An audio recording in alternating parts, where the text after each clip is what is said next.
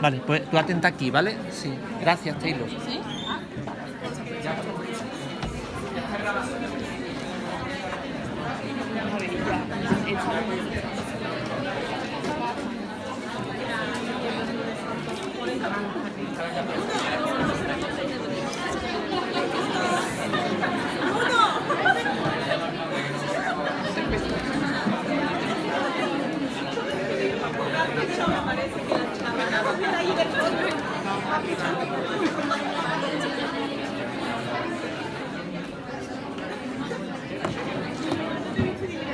Hola, buenas tardes. ¿Qué tal? Buenas tardes. Pues muchísimas gracias a todos por venir. Entiendo que son malas horas, pero bueno, me gustaría dar comienzo a este debate que vamos a hacer sobre la hipótesis Sapir-Whorf. En un primer lugar, pues, sobre todo dar las gracias a los participantes de la mesa. Tenemos a Antonio Benítez, a Ana Gutiérrez, a Francisco Salguero, Juan Pablo Mora y por último a Victoria Camacho. Y yo soy el moderador de hoy, me llamo Lucas Iser, encantado. Y nada, pues en un principio me gustaría dar comienzo a este debate haciendo una pequeña, breve descripción sobre la teoría Sapir-Whorf, sobre la hipótesis Sapir-Whorf. Y para hablar sobre eso, pues me gustaría decir que en un principio Edward Sapir y su aprendiz Benjamin Whorf desarrollan dos teorías o dos hipótesis que vamos a llamar la teoría fuerte, strong and weak hypothesis. La strong hypothesis o el determinismo lingüístico dice que el lenguaje determina todas nuestras capacidades cognitivas y nuestra capacidad de percepción de la realidad. Por otro lado, el relativismo lingüístico o la weak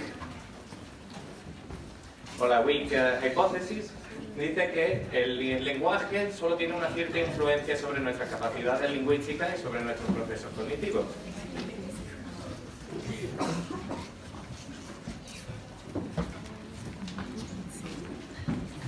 Y bueno, en primer lugar me gustaría comenzar este debate dándole la palabra a Victoria, hablando sobre cómo afecta el relativismo a la ciencia cognitiva.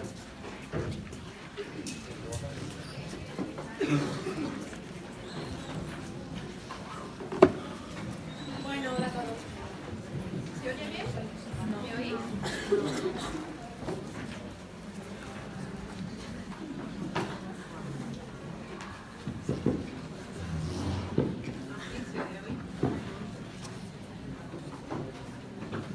Sí, sí.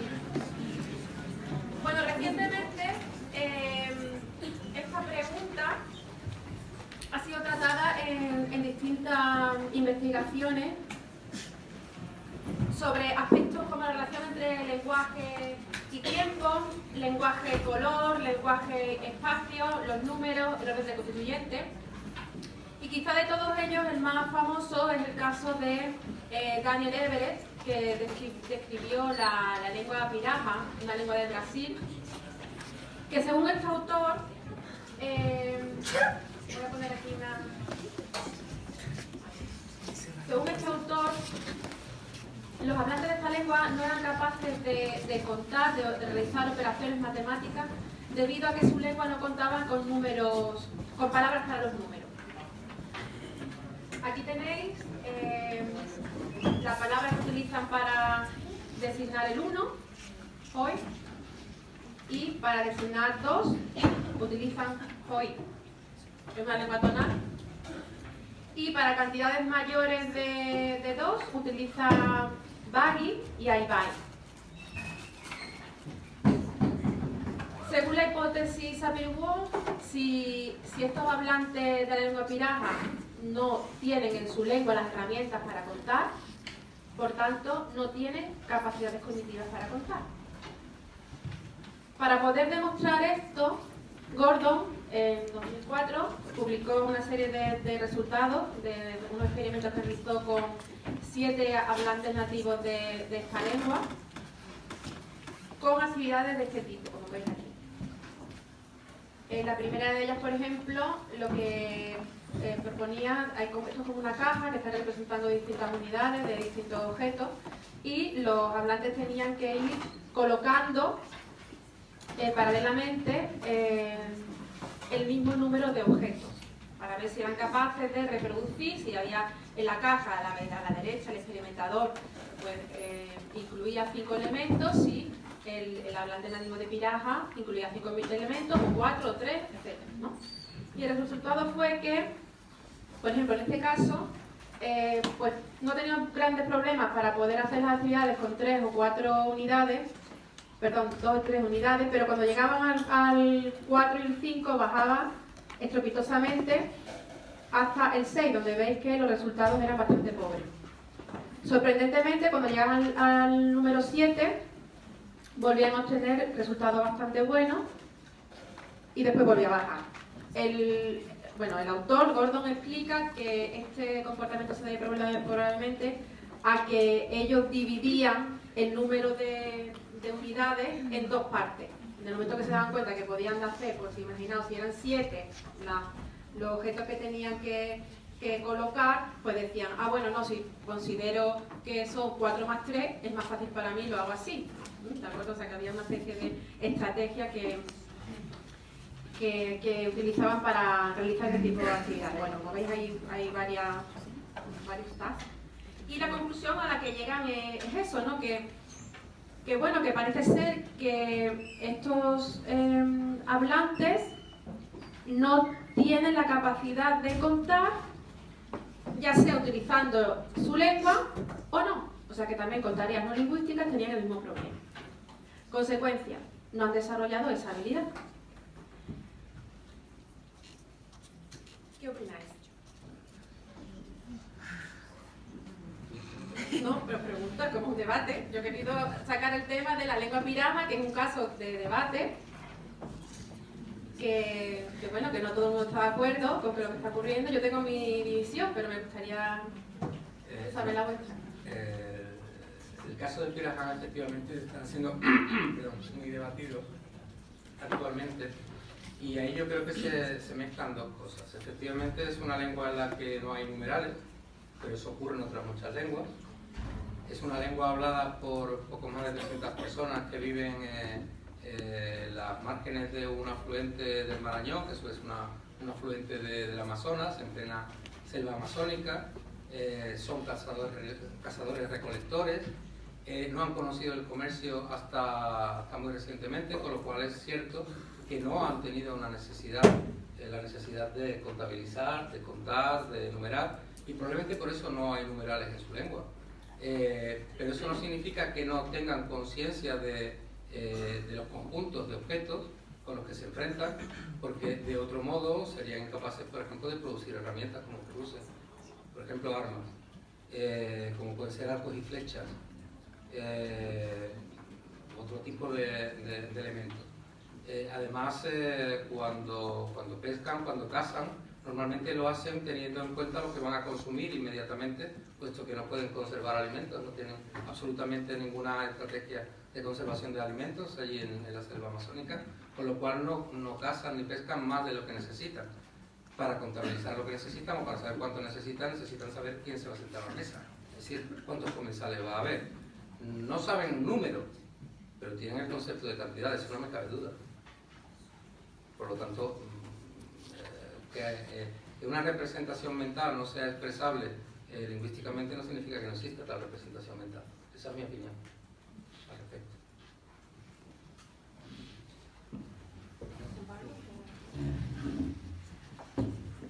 Bueno, yo simplemente es que no me lo creo, o sea, directamente, porque efectivamente, como ha dicho Fran, eso sería como decir que si una lengua no tiene 2 términos faculos, tú ves el mundo en blanco y negro. Pues exactamente lo mismo, ¿no? Entonces, de hecho, eso está demostrado. Mi impresión es que básicamente la función del lenguaje es pues filtrar la percepción y favorecer ciertas formas de entender la realidad, pero no limita lo que puedes percibir ni lo que puedes comprender. La prueba es que muchos hablantes de esta lengua aprenden portugués, y el portugués tiene numerales, y aprenden matemáticas y aprenden si se entrenan. Pero esto es como darle un coche a una persona que no lo ha visto nunca y pedirle que conduzca a la primera. Entonces, en parte, lo que somos capaces de hacer es también cuestión de entrenamiento y de tener efectivamente las herramientas adecuadas para entender lo que es. Entonces, yo un poco, aprovechando también la pregunta que había antes, la opinión que tengo sobre este asunto. Es decir, ciertamente la diversidad lingüística afecta a nuestra percepción, pero no la condiciona. de una manera tan radical, ¿no?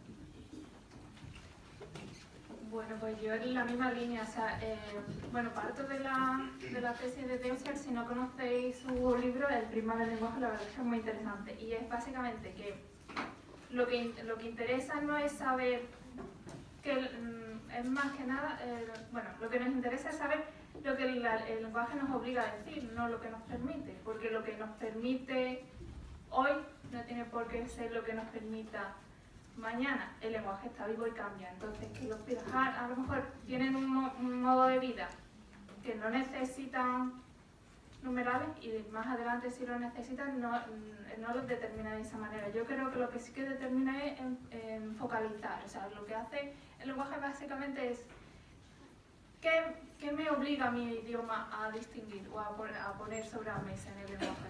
Así mi foco de atención va a estar puesto en una cosa o en otra, ¿no? No es tanto que determine la percepción como determinar de los colores, ¿no? No vemos los colores de manera diferente. Lo que pasa es que a lo mejor sí que ¿no? nos aportan aspectos diferentes. Por ejemplo, no sé si sabéis que antes las novias no vestían de blanco para la boda, vestían de negro, porque había que aprovechar el vestido. Entonces, si era negro, pues ya te servía para el entierro. O sea, te casabas con tu marido con el vestido y cuando ibas al entierro de tu marido, pues ya tenías el mismo vestido. Normalmente los hombres mueren antes que las mujeres, ¿no? Entonces, bueno, hay que aprovechar. Dato tonto, pero...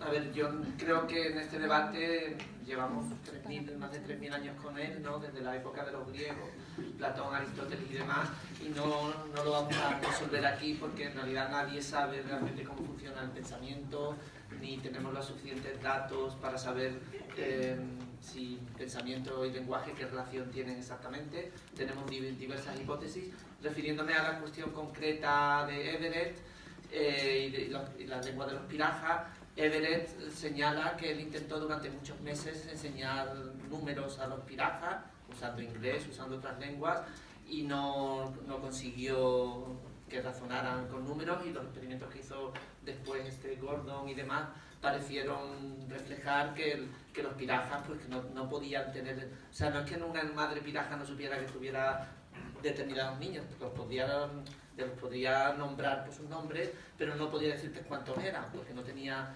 la expresión lingüística para poder decirlo. Él también decía que estaba por ver si ahora, hombre, si coges a niños pequeñitos y le enseñas portugués, es posible que aprendan a contar y demás, pero los adultos parece que ya están tan condicionados por esa falta de palabras para números que ya era tarea imposible. Entonces, la verdad, yo no sé hasta qué punto el lenguaje condiciona la realidad, imagino que no demasiado, pero sí podemos decir que hay ciertos aspectos, como ha dicho Ana, que te vienen marcados por tu lengua, que te hacen ver la realidad de una manera determinada, que eso lo adquieres cuando eres un niño, y está claro que cuando adquieres otras lenguas que tienen otro tipo de visión de la realidad, algo cambia tu manera de ver esa realidad. Esa es mi posición, y luego plantearemos con algunos ejemplos y demás. Yo quería decir que bueno, si el caso es ese, como el que describe o defiende Everett, ¿eso significaría que existe un periodo crítico para la adquisición de las matemáticas? Buena pregunta. Y bueno, yo tampoco me he llegado a creer realmente los resultados, lo que él afirma. Es posible, porque yo no he estado allí, ni mucho menos. Pero me extraña muchísimo porque hay estudios que demuestran, por ejemplo, que niños que tienen trastornos específicos del lenguaje y tienen problemas para poder realizar operaciones matemáticas utilizando el lenguaje, sin embargo, si hacen tareas que no requieran la lengua, lo hacen perfectamente.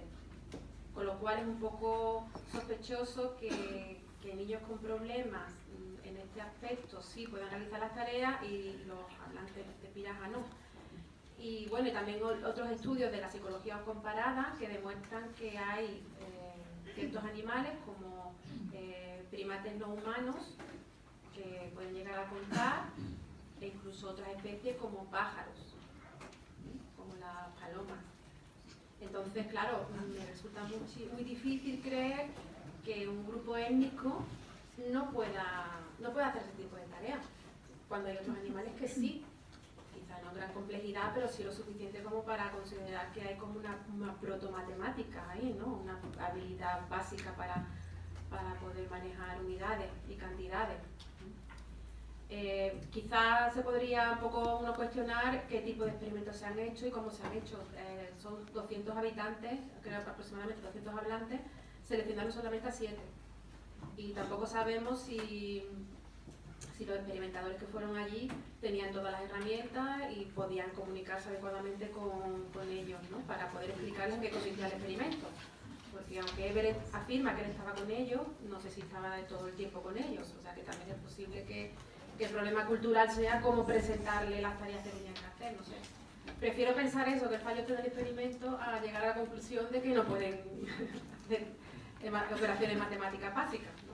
Pero bueno. Para eso hay que hacer un contraexperimento, entonces, evidentemente. Por lo que preguntabas, no sé exactamente si hay estudios hechos acerca de si hay una edad límite para aprender operaciones aritméticas básicas, por ejemplo, o a contar, o a sumar, a restar, etc.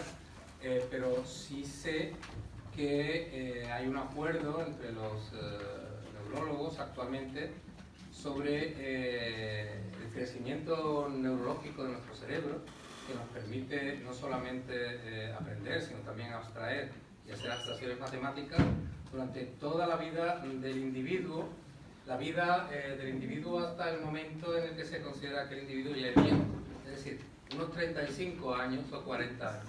Tenemos que tener en cuenta que como especie animal estamos programados biológicamente para una vida plena de aproximadamente 3 o 4 décadas, no mucho más. Hemos ampliado nuestra esperanza de vida prácticamente al doble, pero claro, no hemos evolucionado, nuestro cerebro no ha evolucionado para seguir creciendo esos 40 años de más que vivimos. Lo que sí hemos hecho es crear un sistema al que llamamos cultura, que nos permite seguir aprendiendo a partir del momento en que nuestro cerebro ya no sigue creciendo neurológicamente, es decir, que nuestras conexiones neuronales ya no crecen, sino que van disminuyendo. Hemos inventado formas de seguir creciendo intelectualmente que son ajenas a la biología, pero que dependen de un fundamento biológico. Evidentemente las hemos inventado porque nuestro cerebro nos ha capacitado para inventar eso, es decir, para inventar estrategias, repito, que llamamos de forma genérica cultura. Luego podemos, si queréis, intentar dar una definición más concreta de cultura, que hacen que nuestra vida siga siendo una vida cognitivamente fructífera, a pesar de que biológicamente ya no estamos preparados para eso, a partir de los 30 o 40 años. Creo que es más o menos, ¿verdad? La edad en la que ya dejamos de producir nuevas neuronas, ¿no? Bueno, hay un trabajo recientemente que se ha publicado en febrero del 19, o sea que tiene un mes aproximadamente, no sé si lo conocéis, que trata sobre la relación entre la memoria de trabajo y el orden constituyente de las lenguas.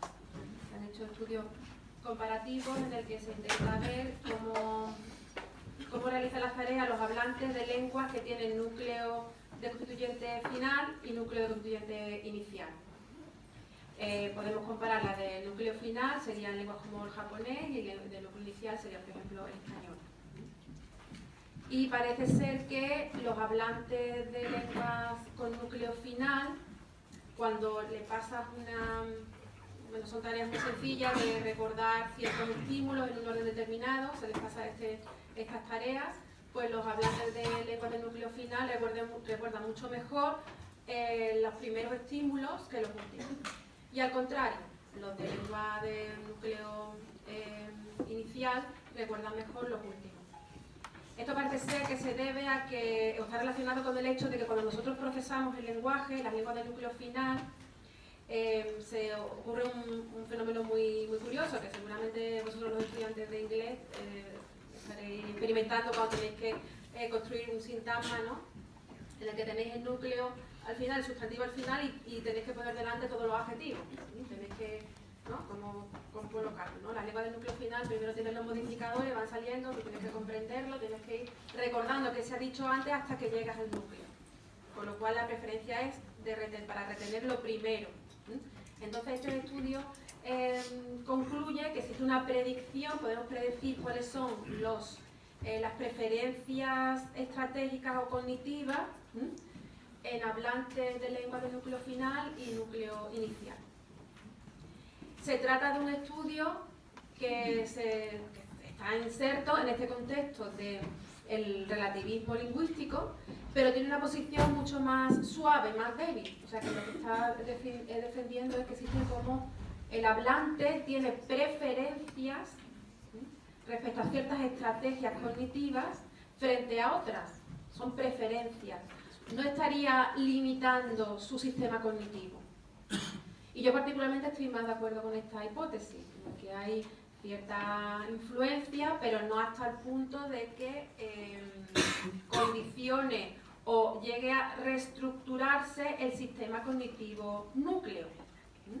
Es decir, yo no creo, o al menos mi opinión es que no podemos afirmar que en el mundo cada etnia o cada grupo de hablantes tiene un sistema cognitivo diferente según la lengua que habla, ¿no? O que es cualitativamente diferente, ¿no? Habrá una pequeña diferencia, pero más bien relativa al procesamiento de la información. ¿Qué opináis vosotros?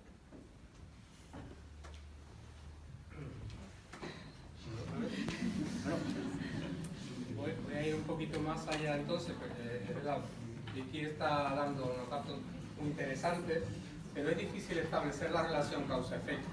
Es decir, la hipótesis Sapir-Whorf, como dijo Luca antes, en su sentido fuerte lo que propone es que hay una determinación por parte de las categorías y las estructuras lingüísticas, por ejemplo, que un hablante hable una lengua de núcleo inicial, núcleo final. Eso provocaría diferentes formas de concebir ciertas realidades, por ejemplo, esas mismas relaciones de causa-efecto, la modalización, por ejemplo, las relaciones temporales. La cuestión es que luego, cuando se hacen experimentos psicológicos con esos individuos, no se ve que haya verdaderamente diferentes formas de concebir el tiempo o de concebir las relaciones causa-efecto, por ejemplo, entre hablantes de lengua, núcleo inicial o núcleo final. Tenemos, por lo tanto, una versión fuerte de la hipótesis Sapir-Whorf, que prácticamente todo el mundo ha descartado, es decir, no hay una determinación, hay un determinismo cognitivo que venga dado por las estructuras, las categorías o el léxico que un determinado individuo maneja, pero sí habría una versión débil que podríamos considerar que sí es correcta. Pero esta versión débil, que establece que un hablante de alguna manera concibe el mundo, se relaciona con el mundo y con los demás individuos a partir de las categorías lingüísticas que maneja, del léxico y de las estructuras lingüísticas en las que ese léxico se utiliza, daría lugar a la imposibilidad de traducir de una lengua a otra. Es decir, habría conceptos intraducibles, habría ideas que no se podrían expresar en determinadas lenguas. Eso también podría llevar incluso, en el caso de dos personas, digamos, con unas capacidades lingüísticas distintas, por ejemplo, una persona culta, cultivada, con un léxico amplio, capaz de manejar estructuras lingüísticas complejas, oraciones de relativo, de usar el cuyo, por ejemplo, y una persona con un léxico menos amplio, que no usa nunca oraciones de relativo o muy raramente, y que habla de una manera, digamos, usando o abusando de la justaposición y de la coordinación, tendríamos entonces que ambas mentes también estarían incomunicadas, lo que nos llevaría a una especie de solipsismo donde yo soy capaz de pensar cosas que mi interlocutor es incapaz de representarse mentalmente, no porque yo no pueda comunicárselas, sino porque él no tiene suficiente léxico, suficiente lenguaje para comprenderlas. Evidentemente, esto yo creo que sería una conclusión indeseable. En En cualquier caso, si partimos entonces de que la hipótesis Sapir-Whorf es correcta, incluso en su versión débil, llegaríamos a una conclusión indeseable. No existe la traducibilidad entre lenguas, pero es que tampoco existe la traducibilidad entre mentes. Ese planteamiento general que yo creo que deberíamos de intentar, en primer lugar, decidir si es correcto o no es correcto. Porque luego el ir a datos es muy interesante efectivamente para contrastar hasta qué punto las categorías lingüísticas, categorías sintácticas, categorías léxicas pueden determinar más o menos, o pueden influir, mejor dicho, más o menos en el pensamiento. Está claro que una persona que maneja un léxico amplio es capaz de representarse mentalmente realidades científicas, que no es capaz de representarse una persona que no ha tenido la oportunidad de cultivarse. Pero eso no significa que el lenguaje sea la causa. Más bien yo creo que el lenguaje sería el instrumento que nuestra mente utiliza precisamente para ser capaz de expresarse. Bueno, yo personalmente sí creo, aunque esto no es una cuestión de creencia, sino de datos, y por tanto es como es la realidad, yo sí creo en ese efecto de las características de una lengua en la percepción y en la conceptualización de la realidad, ¿no? Precisamente lo que se demuestra en ese trabajo, ¿no? Que si tu lengua te obliga a fijarte en lo que viene primero, pues probablemente hagas mejor todo lo que esté relacionado con estímulos iniciales y hagas peor lo que está relacionado con estímulos finales, simplemente porque estás usando constantemente una lengua así, ¿no? Pero yo creo que donde se ve bien eso es en la percepción, ¿no? El famoso caso del color, ¿no? O sea, yo, de hecho, en clase pongo muchas veces ejemplos, ¿no? Y el ejemplo es ¿cuál es la respuesta a la pregunta de cuántos colores tiene el arco iris? Entonces la respuesta, hay tres respuestas posibles en realidad, aunque parezca un poco paradójico, ¿no? Es decir, está la respuesta física, que es que hay muchos, porque el color varía de forma continua, es una longitud donde varía de forma continua. Está la respuesta perceptiva, que es que hay 7, es decir, el ojo humano categoriza ese continuo y hace que veamos 7 franjas de color. Y luego está la respuesta que podemos dar a través del lenguaje, que ya depende del número de términos de color que tenga nuestra lengua. Entonces, en español también es 7, pero puede que haya una lengua donde la respuesta sea 2, porque solo tiene 2 términos para color. Entonces, básicamente son los 3 niveles que están implicados. ¿Eso qué quiere decir? Pues que hay 2 niveles donde hay acuerdo entre todos los seres humanos, es decir, el nivel físico, que puedes medir con una herramienta, y el nivel perceptivo es el mismo. Es decir, todas las personas, usando una herramienta para analizar el espectro, llegarían a la misma conclusión, que el color varía de forma continua. Todos ven 7 colores, porque el ojo humano está hecho igual en todas partes, pero nombran menos colores o más colores según la lengua que hablan. Pasa que ese efecto yo creo que siempre va a ser bastante sutil y general, es decir, va a afectar a capacidades tan básicas como la percepción o la memoria de trabajo. El problema realmente es cuando este efecto digamos que se ideologiza o algo así, es decir, se usa para justificar pues, ciertas ideologías, ciertas formas de ver la realidad, ciertas propuestas políticas, sociales, etcétera, etcétera. Porque yo creo que es muy débil en comparación con el efecto que tienen otras cosas, por ejemplo, la cultura o cualquier cambio en el comportamiento humano. Pero que ese efecto exista no debe asustarnos. Y realmente lo que Vicky ha comentado, el hecho de, en fin, esta idea de que los pirajanos saben contar es porque eres un provocador, o sea, lo que vas a provocar, o sea, va a ir contra Chomsky, ¿no? Y contra el ignatismo, entonces exagera la descripción que hace de esta cultura. El problema al que se enfrenta Everett y todos los que han hecho el experimento es el mismo problema al que se enfrentan miles de profesores de matemáticas todos los años, es decir, niños que son incapaces de aprender las matemáticas o adultos que tienen serios problemas para... Pero eso no significa que su mente sea incapaz de concebir los números ni nada parecido, ¿no? Entonces, yo creo que a este nivel de la memoria de trabajo, de la percepción, difícilmente se puede estar muy en desacuerdo. Lo que se puede estar más o menos en desacuerdo es qué trascendencia tiene eso a la hora de explicar las diferencias sociales o peor, ¿no? Modificar la sociedad y todo ese tipo de cosas, ¿no? Que yo creo que es donde de verdad hay campo para el debate, ¿no? Porque eso nos lleva a toda la justificación que hay de las políticas lingüísticas, es decir, de cambiar la lengua con la idea de que así cambia la sociedad, si realmente eso es efectivo, más efectivo que hacer otras cosas, o si realmente la lengua cambiará a medida que la sociedad cambie, ¿no? Que ahí es donde yo creo que sí que hay mucho para debatir. La parte cognitiva, es como discutir si hay los colores del arcoíris desde el punto de vista físico, porque es lo que hay. Pues sí. Antonio, antes de seguir ahí quería hacer un comentario porque sobre cómo afecta el relativismo a la ciencia cognitiva, porque existe una corriente, o al menos eso es lo que se está intentando impulsar con Levinson, que está intentando desarrollar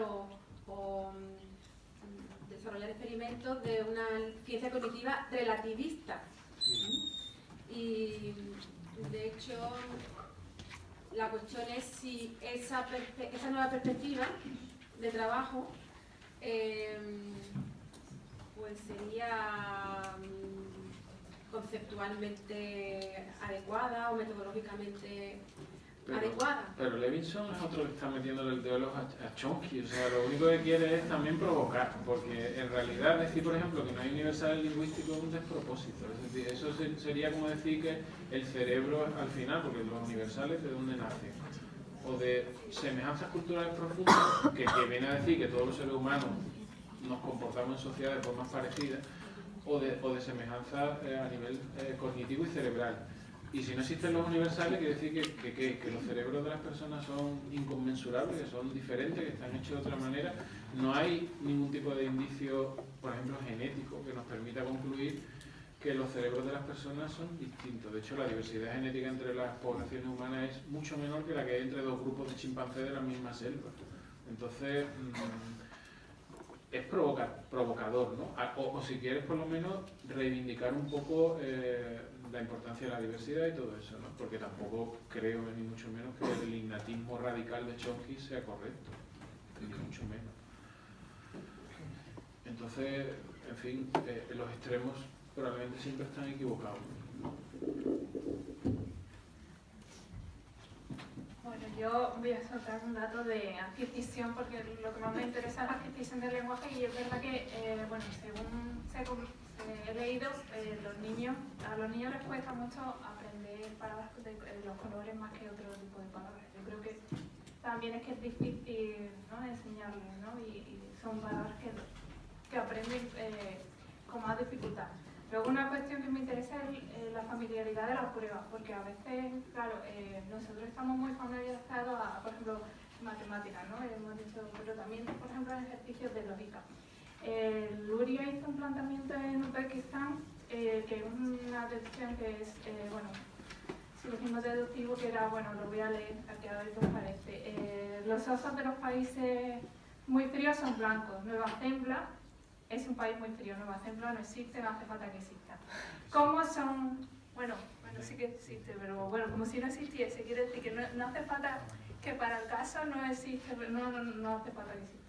¿Cómo son los osos de Nueva Zembla? Pues no sabían responder. No tenían respuesta porque nunca habían estado allí, entonces no sabían responder, ¿no? Y, en cambio, ¿no? Si los osos de los países muy fríos son blancos y Nueva Zembla es un país muy frío, pues lógicamente es como preguntar de qué color es el caballo blanco. No, pero que quiero decir que para el ejercicio siempre, como está estructurado, no hace falta ni que hayan estado en ese país, ni que haya osos en ese país, ni que exista. O sea, que como si todo, que sí es inventado, ¿no? Pero el ejercicio lógico se sigue directamente. Pues yo creo que depende un poco como el tema de la matemática, ¿no? Y hacer, bueno, según hacerle ciertos planteamientos de ejercicio a personas, por ejemplo, a los cirujanos. Que si no están familiarizados con la prueba, eso ya es un seco. Había que plantear la prueba de maneras diferentes para poder eliminar ese seco, ¿no? De que no están acostumbrados a cierto tipo de ejercicios que nosotros, bueno, los occidentales o los escolarizados sí que estamos acostumbrados. Bueno, yo quería hablar un poco también siguiendo con el tema de la adquisición del lenguaje, de uno de los psicolingüistas especialistas en adquisición más importantes, el profesor de la Universidad de Berkeley, Dan Slovin. Él tiene una hipótesis que podría asemejarse a esto que estamos discutiendo aquí, que es lo que él llama thinking for speaking en inglés. Es el pensamiento que usamos para hablar.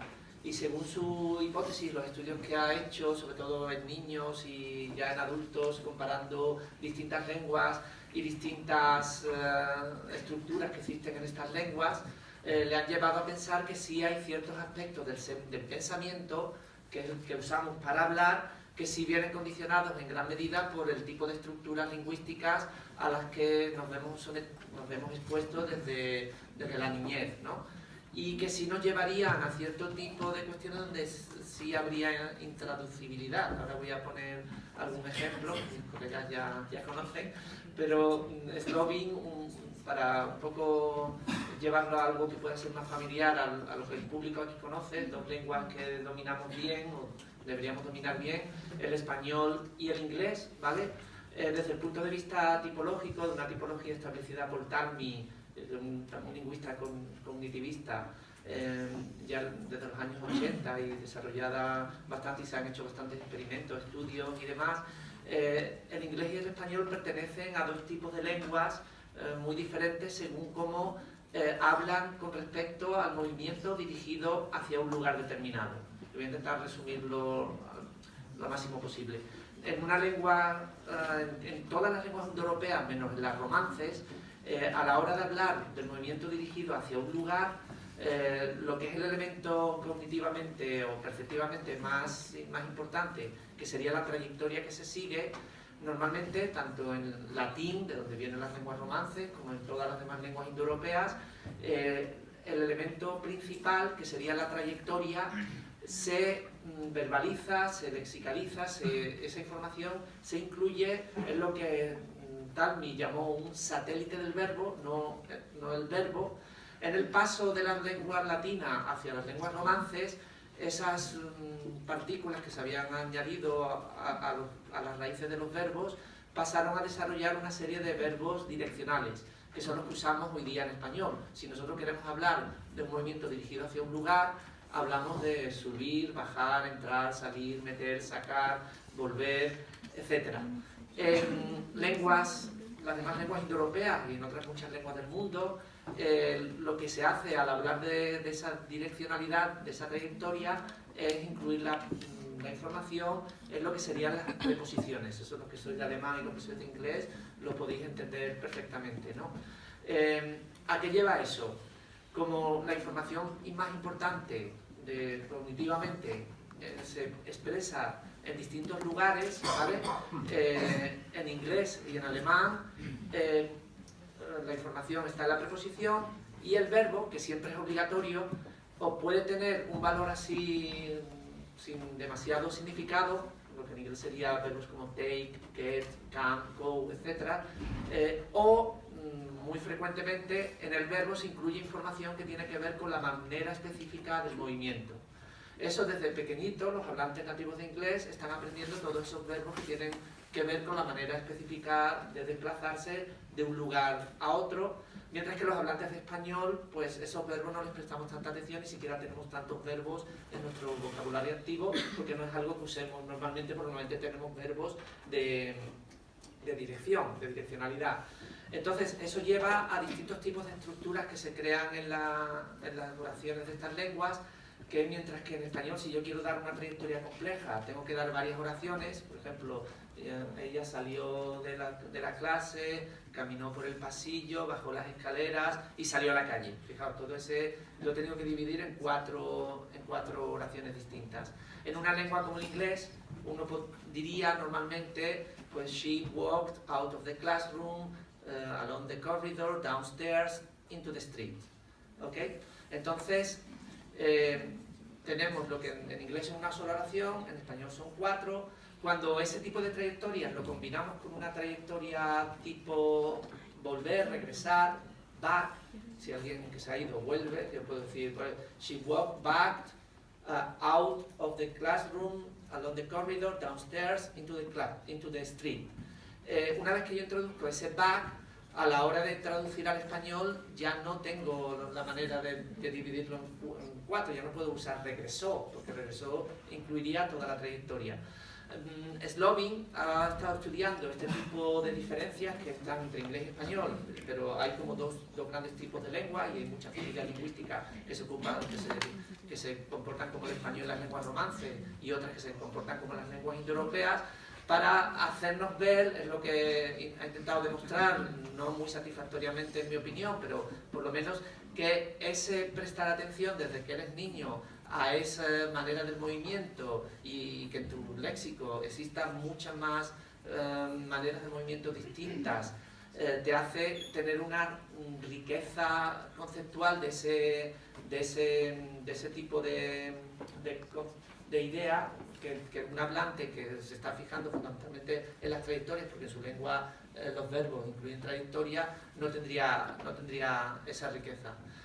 No sé si Slovin tiene razón, pero él estaría diciendo que ese lenguaje que usamos para hablar, en cierto modo, ese pensamiento que usamos para hablar, para expresar lingüísticamente, se ve influenciado por el tipo de lengua que tenemos, que nos lleva hacia un lado o hacia otro según el tipo de estructura que tengamos. Y estaría confirmando un poco lo que estábamos diciendo antes del... Un momentito, pero esa oración que tú has dicho no se podría traducir por ella volvió después de haber salido. Si Slovin estuviera aquí, yo le preguntaría si la representación mental de los eventos que han sido expresados en inglés es distinta a la representación mental de los eventos que se expresan en español.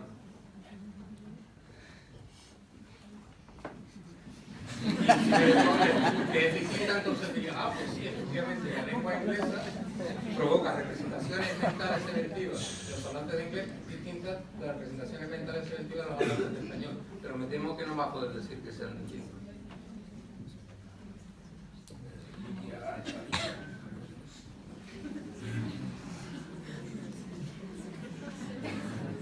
Bueno, vamos a continuar entonces el debate entrando ya no en las capacidades cognitivas, sino vamos a intentar meternos en los estudios culturales. Antes de nada, ¿alguno tiene algún tipo de pregunta en torno a las capacidades cognitivas que hemos estado haciendo hasta ahora? ¿Alguno le gustaría...?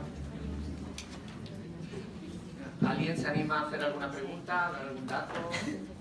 Sí, voy para allá. No sé si el ministro ha... Pruébalo.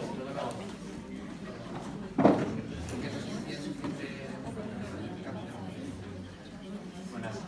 Yo quería preguntar, que yo soy muy profano en el tema, pero con respecto a cómo cognitivamente se modifica la realidad, que hemos estado hablando si es o español o es inglés, pero si por ejemplo para un niño que se cría con una madre española y un padre chino, si tiene las dos lenguas maternas, el concepto de la realidad hay como que es que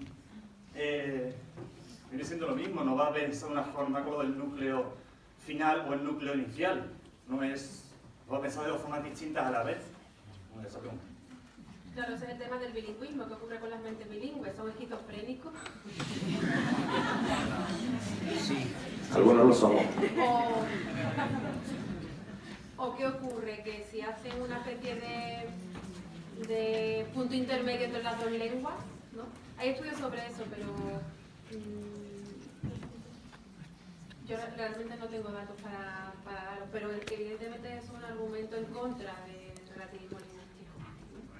De que efectivamente que si podemos hablar varias lenguas y cada lengua proviene de una cultura diferente y representa la realidad de manera distinta, no podríamos tener toda esa información representada en nuestra mente. Y habría conflictos, ¿no? Y habría problemas para pasar de una lengua a otra, y sin embargo parece ser que ese no es el caso.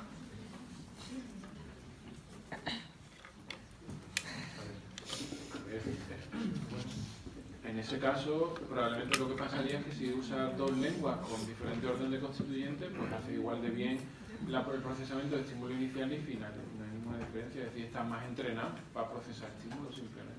Eso es como si tu padre eres chino y español, tu madre española, y usas palillo y tenedor. Bueno, y no hay ningún problema. Quiero decir, en realidad es probablemente una ventaja en ese sentido. Estás entrenado para hacer más cosas, pero no necesariamente tienes por qué ver la realidad de forma distinta. Puede que la veas más rica si cada lengua te hace centrarte o fijarte en aspectos diferentes. Por ejemplo, en el caso del color. En el caso de los colores, lo que sí está probado, en cierto sentido, es que cuando estás obligado a elegir entre dos palabras distintas para dos matices distintos de color, te fijas más en ese contraste que cuando se trata de matices diferentes del mismo color. Es decir, por ejemplo, si tienes que elegir entre llamar verde o azul a dos casillas con tonos diferentes, ves o percibes ese contraste con más claridad, nitidez, que cuando son dos tonos de azul y lo llamas azul. Pero no es un problema de no ver, sino de que la atención está centrada en algo que para ti es más importante. Pero eso en general es para todo, ¿no? Si tú estás acostumbrado a usar la mano derecha para algo, pues haces mejor y más rápido ciertas cosas. Entonces, yo creo que es que todo esto está como muy mitificado. O sea, lo de las lenguas, el efecto de la lengua está muy mitificado. Evidentemente porque estamos en filología, ¿no? Pero quiero decir que no es nada diferente a lo que se observa en otros ámbitos.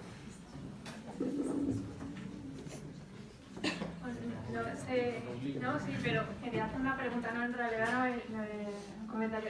No sé si conocéis el caso de en japonés, que no hay, creo que, no sé si es correcto, que no existe la diferencia entre azul y verde y hubo un problema con el tema de los semáforos. Ya lo solucionaron, pero el color verde no era azul y era como un poco raro, ¿no? Bueno, precisamente es eso, es decir, que básicamente tú percibes que azul y verde son tonos del mismo color. Entonces no le prestas mucha atención, consideras que es lo mismo pero con ciertas o pequeñas variantes. Mientras que si es o verde o azul, digamos que ese contraste es más importante para ti. Pero no es un problema perceptivo, un problema de interpretar lo que percibes como importante o como menos importante.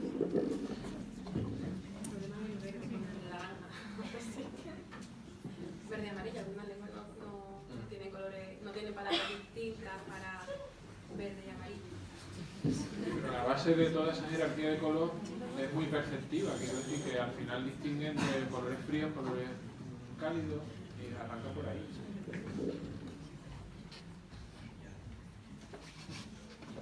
Ok, podemos entonces... ¿Sí? ¿Alguna pregunta? No, que yo había leído que si no tienes palabras para todos esos colores, claro que distingues, no sé, lo más diferentes, pero cuando te dan una tabla con muchos colores y tienes que ordenarlos, quien tiene más palabras es mejor en hacerlo.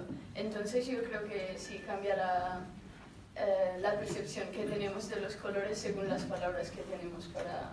Sí, pero eso es como si eres pintor y entonces conoces todos los nombres de todos los tonos de marrón, desde siena tostado hasta marrón afrutado no sé cuánto. Entonces, claro que clasificas muy bien, pero es como si eres biólogo y conoces muchos términos para los animales. Pues resulta que cuando vas al campo no ves simplemente bichos, sino que ves pues insectos, mamíferos, aves, y dentro de los mamíferos ves, y no es que veas la realidad de una forma más rica, simplemente que tu atención está más entrenada para atender las diferencias.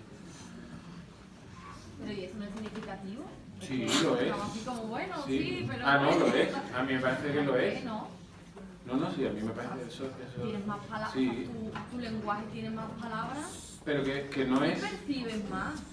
Eso no significa que no exista o No. que no exista en otro país o en otro idioma que no tiene esas palabras, pero sí se percibe la realidad de una manera diferente.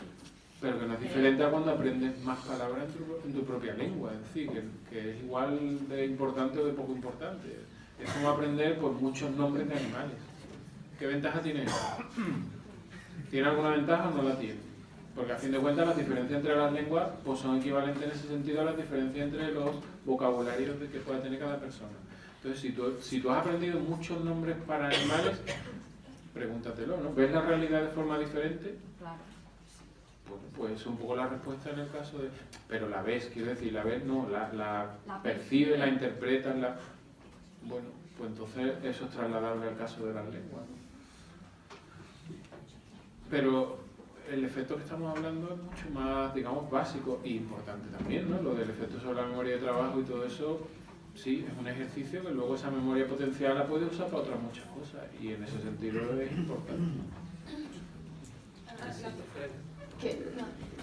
Que yo sabía, el ejemplo era sobre los que viven donde es muy frío, ¿cómo se llama? Esquimales. Los esquimales conocen muchísimas palabras para los blancos, pero si nos enseñan a nosotros todos estos blancos, a nosotros nos parecen todo lo mismo.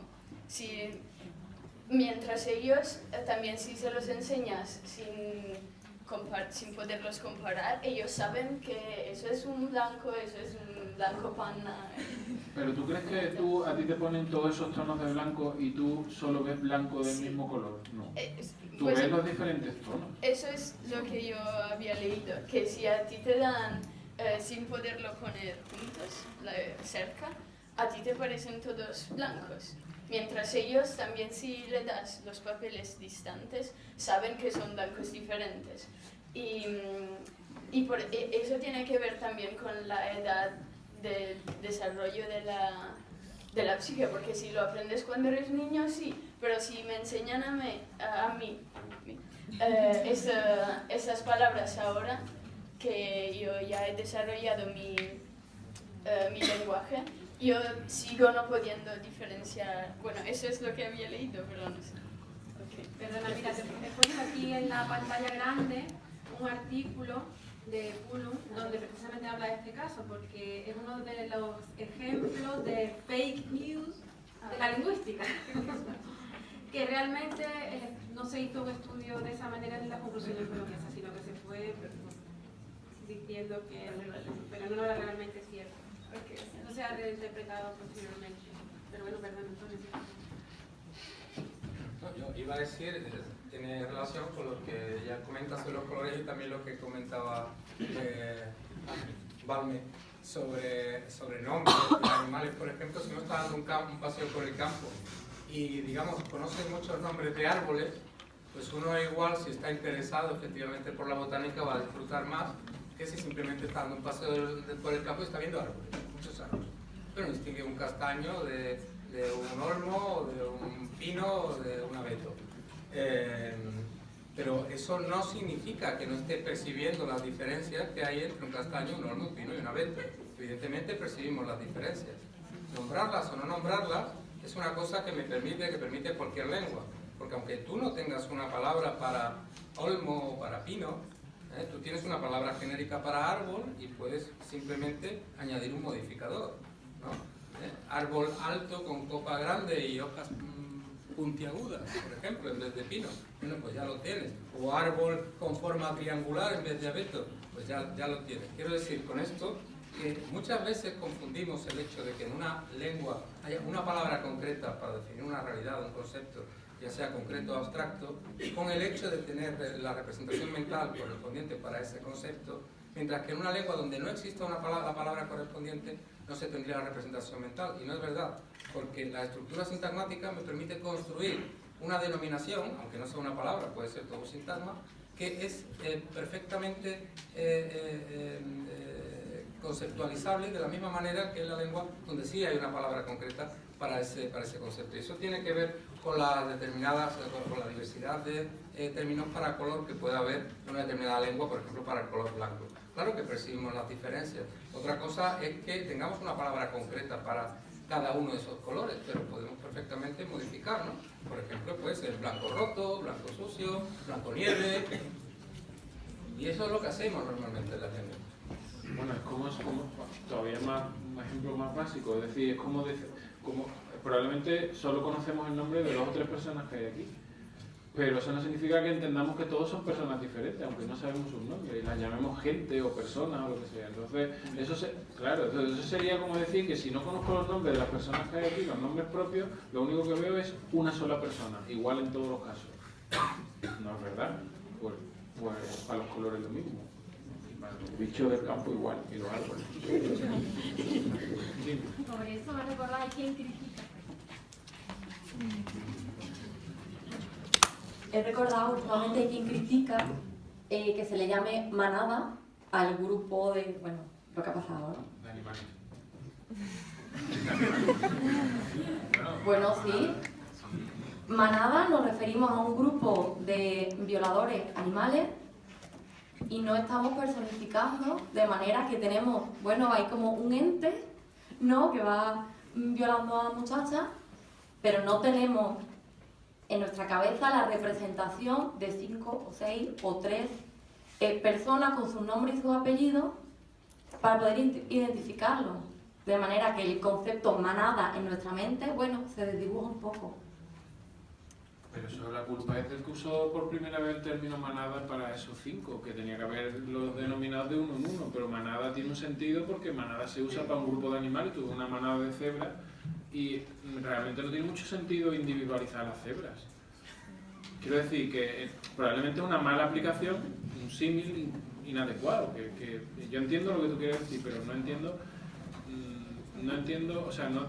me parece, no estoy de acuerdo con a dónde quieres llegar, es decir, manada no es que invisibilice, pues si tú quieres visibilizar, di nombre y apellido uno por uno. Pero lo hacemos constantemente. No como ahora. Como ahora diciendo gente. Bueno, sí había mucha gente, evidentemente, somos todos personas diferentes. Pero lo que estamos discutiendo es si no conocer el nombre propio de cada persona te impide percibir las diferencias que hay entre cada persona. Y eso es no. Evidentemente, yo puedo ver las diferencias que hay entre todas y cada una de estas personas, aunque no sepa cómo se llaman ni darle un nombre que las diferencie. Esa es un poco la idea, la discusión. Pero yo creo que al no tener palabras para describir la realidad, te va a afectar tu manera de acordarte de las cosas, que es básicamente, los recuerdos que tenemos son básicamente nuestra realidad, lo que somos y todo. Y por eso, si yo tengo que acordarme de un árbol usando 6 palabras, porque no conozco la palabra para describirlo y no conozco ese concepto, me voy mucho más fácilmente a olvidar de ese árbol o de unas características porque necesito 7 palabras para describirlo, que si tú conoces una palabra y ese concepto. Y por eso, de la misma manera, si nosotras dos somos las dos rubias, cuando vosotros os vais a acordar que había dos chicas rubias, vais a pintar nuestro pelo del mismo color. Pero si nos conocéis, vais a acordar, no sé, creo que vais a acordaros de la diferencia, por eso. Pero eso es así. Quiero decir, pero la realidad siempre va a ser más compleja que las palabras que tenemos para describirla. Las palabras simplemente son etiquetas para cosas muy frecuentes, muy útiles, muy habituales, pero evidentemente, igual que si conoces la palabra abeto, cada abeto es distinto, el abeto que te encontraste hace un año es distinto al que te encontraste hace 2 años porque lo encontraste en un contexto diferente y si quieres recordar esas diferencias necesariamente tendrás que recurrir a más de una palabra, salvo que le den nombre propio al abeto en cada caso, entonces te acuerdas del abeto Pedro y del abeto Manolo y entonces lo recuerdes mejor así. Pero quiero decir que lo que tú estás diciendo es compatible con lo otro, es decir, las diferencias siempre las va a percibir. Que no haya palabras para esas diferencias probablemente es porque culturalmente esas diferencias son poco relevantes o poco útiles. Bueno, sí, que yo coincido con lo que has dicho ahora mismo, porque el ejemplo que dio la compañera de los esquimales no era con los tonos de blanco, sino con los diferentes tipos de hielo. Entonces yo ahora mismo voy allí, a su aldea donde sea, y no sé distinguir entre los diferentes tipos de hielo, pero quizás después de que me enseñen y me acostumbre, después de un proceso de reenculturación, sí que podría adquirirlo, digamos, la distinción. Pero seguro que si tú ves la nieve recién caída y la nieve que lleva que está allí desde el invierno anterior, te das cuenta de que son diferentes, que su textura es distinta, una está compactada, otra no. Entonces esa diferencia la percibe. Ahora tú solo tienes, pues sí, en principio nieve, pero efectivamente, como decía Frank, luego puedes completar eso con más palabras y decir la nieve recién caída, la nieve que cayó el año pasado y se ha compactado. Pues estás describiendo a través de una oración, una frase, una perífrasis, o como quieras llamarlo, lo mismo que el esquimal cuando usa la palabra A y la palabra B. Que probablemente, que sí, que está claro, el que haya esas 2 palabras es simplemente porque es más cómodo, más rápido, más útil, menos costoso, pero no entiendo realmente hasta qué punto tú esas diferencias no las percibes. ¿Que son para ti poco importantes? Sí, pero que si te enfrentas a esos 2 estímulos distintos te das cuenta que son diferentes. Bueno, depende, porque los diferentes tipos de nieve creo que podemos percibir hasta cierto punto, pero ellos tendrán muchísimos más de los que se nos pueden venir a primera vista a la cabeza.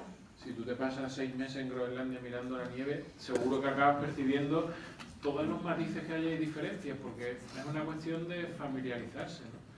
Y probablemente si le tira a la cabeza a alguien con nieve recién caída o del año anterior, el daño es diferente y así sucesivamente. Entonces, Yo creo que las dos cosas son...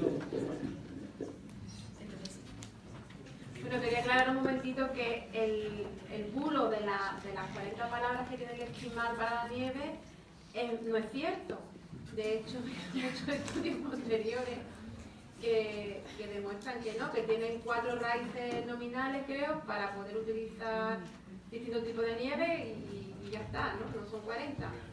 Pero bueno, y que nosotros tenemos expresiones específicas también para denominar esa realidad en español.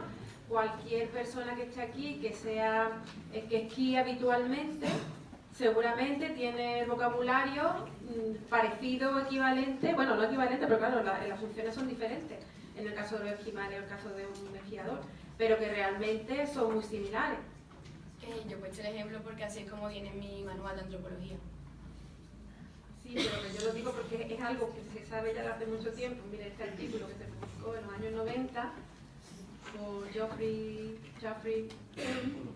Cullum, ¿qué año es? Aquí recoge como las distintas publicaciones en las que se hablaba de ese tema y que todas ellas eran una copia de la anterior sin especificar referencia y que realmente eso no fue así. Bueno, que esté en tu manual de antropología es que ha llegado el momento de discutir la mitificación de la diversidad.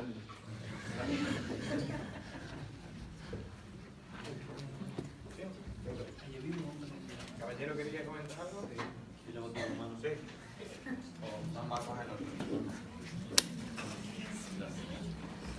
Bueno, parece evidente que la cuestión es muy compleja, pero gran parte de esa complejidad y gran parte de la polémica que surge, digamos que se deriva del hecho de que estamos mezclando una serie de objetos, llamémosle así, objetos que son realmente distintos.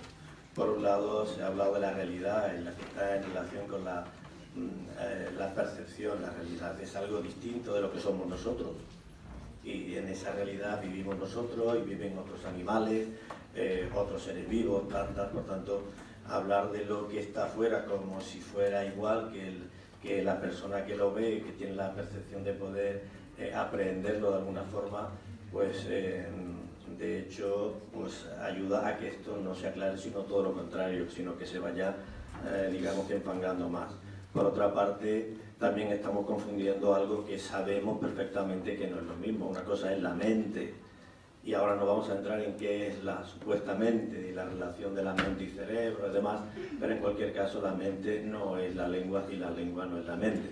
Y entre la lengua y la mente bien sabemos, aunque la mayor parte de las cosas no las sabemos, pero bien sabemos que hay una relación asimétrica entre la mente y la lengua, en el sentido de que la lengua es un instrumento de la mente y en ese sentido de que como instrumento está a la disposición de la misma. Por eso toda la polémica que estamos haciendo aquí sobre si personas que tienen diferentes lenguas ven lo mismo, no ven lo mismo, pueden aprender lo mismo, parece que está un poquito como distorsionando lo que no está dentro de nuestro ámbito.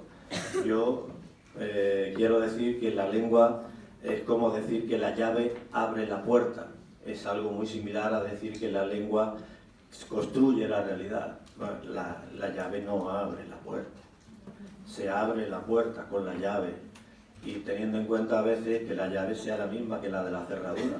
Pero, por decirlo todo, es alguien que abre la puerta con la llave. En ese sentido, los lingüistas casi somos cerrajeros y hay que convertirse en un buen cerrajero.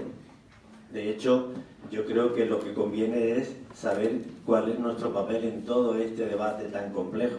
Desde luego no es ser los depositarios del saber general. Quizás eso a lo mejor dentro de la filosofía sería más viable. Pero yo creo que hay que rebajar un poco las expectativas de la lingüística respecto de todo este tema en general. Los lingüistas aprenden sobre las lenguas, igual que los biólogos aprenden sobre los animales. Aquí tenemos un biólogo, Antonio Benítez es lingüista y biólogo, por ejemplo, y Francisco José Salguero es lingüista y también es filósofo. Entonces, en este sentido, los lingüistas harían muy bien en reducir nuestro ámbito de actuación y eso no significaría dar la espalda a la totalidad de la ciencia, para nada, todo lo contrario. Yo soy de los que opinan fervientemente de que la lingüística es una ciencia. Bueno, por ser honrado, dado que estamos entre filólogos, es una lengua en camino, ¿no? Que puede terminar siendo ciencia y que depende de la actitud que nosotros adoptemos a la hora de hacer el estudio.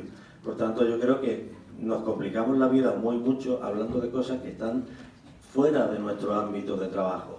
Que por tanto debemos ser ajenos y no aportar nada. No, todo lo contrario, las ciencias son interdisciplinares o no lo son. Y luego cada uno se dedica específicamente a lo suyo. En fin, no quiero extenderme más, solamente quería deciros que como estudiante de las lenguas, como parte de la filología, pues sería bueno que uno, digamos que rebajara un poco esas expectativas y se centrara fundamentalmente en conocer mejor la lengua o las lenguas que está estudiando. Y a partir de ahí, y a partir de esa especialización, contribuiría mucho mejor a este debate general, que por cierto no pertenece a ninguna disciplina concreta, sino en general a la ciencia. Y bueno, si queremos ponerle algún nombre a la filosofía también. Bueno, ahora.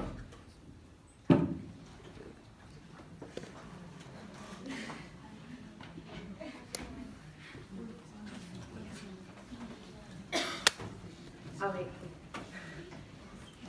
bueno, yo me confundí un poco con tantas cosas. Ya vi, yo lo que quería era hacer como varias distinciones, porque nosotros estamos hablando de unos conceptos, de atribuirle palabras a esos conceptos. Entonces yo quería dejar eso un poco al lado porque es más complejo y preguntar por lo que yo leí sobre un estudio, no, creo que fue en inglés, nos mandaron una TED Talk, que es una charla sobre un estudio que indicaba que las lenguas que poseían diferencia entre el futuro y el presente eran las que sí tenían diferencia entre el futuro y presente, eran menos ahorradoras en general, porque al diferenciar ambas cosas, su cerebro automáticamente las veía como dos conceptos diferentes y el dinero lo utilizaba en el presente, sin pensar tanto en el futuro. Sin embargo, las lenguas que el futuro y el presente se formaban de la misma manera, con la misma raíz, por ejemplo, creo que era el chino, esas personas ahorraban más porque asimilaban que el presente y el futuro era igual, entonces que tenían que tener dinero para ambas cosas. Entonces yo quiero preguntar si eso de verdad influye, ahí si de verdad la lengua tiene un papel influyente o no. Yo tendría que ver esa TED Talk, pero yo creo que no. Pues no sé a qué lenguas ni a qué sociedades pertenecen esas lenguas, porque, por ejemplo, ¿de qué trataba? ¿De la lengua china? En China hay muchas lenguas, a veces se les dice chino y no es realmente chino. Y si hablamos, por ejemplo, de español, ¿no? Podemos quizás decir, bueno, es que los hablantes de español, pues porque tienen, ¿no?, una forma de futuro morfológicamente en el verbo, son más ahorradores, ¿no? ¿Sería la teoría? No, al revés. Al revés, menos ahorradores. Como yo diferencio, yo hago y él hará o no haré, lo vemos como cosas separadas.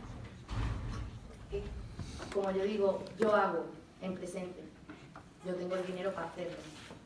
O yo haré, lo vemos como dos cosas diferentes.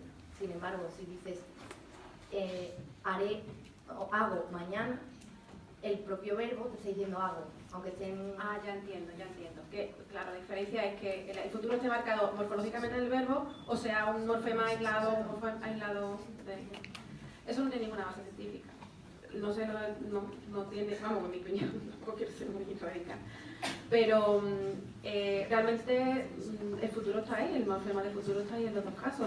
En una lengua se realiza de una forma, morfológicamente, y en la otra lengua se realiza sintácticamente como palabra independiente, lo podemos llamar así. Pero que date cuenta que, por ejemplo, el español, ¿no? El español se habla en muchísimas culturas. Los españoles ahorramos más o menos que los mexicanos, que los centroamericanos, que... Hay una cuestión también. Es que yo he oído esa charla TED, efectivamente, se parte de un dato que no es real, que no es verdadero. En todas las lenguas el futuro es perifrástico. El futuro es el no tiempo, el futuro no existe. El pasado existe en la memoria, el presente existe en la percepción y el futuro se expresa siempre perifrásticamente. Por ejemplo, en inglés se expresa como voluntad. I will go, will es voluntad, ni más ni menos. En chino también se expresa como voluntad. En español se expresa como obligación. Ir, he de ir. Es perifrástico. En árabe es perifrástico. En ruso es perifrástico. En las lenguas amerindias es perifrástico también. Es decir, en realidad se parte de un supuesto falso. Es que en todas las lenguas el futuro se construye perifrásticamente, solamente que usamos diferentes formas de hacerlo. En español, por ejemplo, ya casi nadie dice iré. Decimos voy a ir. Y es una perífrasis. En portugués se ha perdido prácticamente la desinencia de futuro. Se ha perdido en portugués. El portugués conjuga igual que el español. Ya no se usa. Es tan perifrástico como puede ser el inglés. Entonces, claro, ¿eso qué significa? ¿Que los hablantes de inglés son más ahorradores que los hablantes de portugués? No necesariamente. Yo creo que se parte, efectivamente, esa charla parte de un error de base que es este. Bueno, hay otro problema adicional, que en muchos de esos estudios lo que se tratan son meras correlaciones estadísticas. Es decir, tú cruzas dos datos y dices, bueno, tipos de lengua y ahora ciertos parámetros sociales. Pues hay artículos sobre denunciando en realidad, ¿no?, la asunción de que toda correlación implica causalidad, que eso es muy diferente. Entonces hay correlaciones, por ejemplo, entre los tipos de lengua y el número de accidentes de tráfico. ¿Eso implica alguna causalidad? Pues eso es lo que hay que demostrar. Entonces probablemente son otros muchos factores los que están detrás de esa correlación.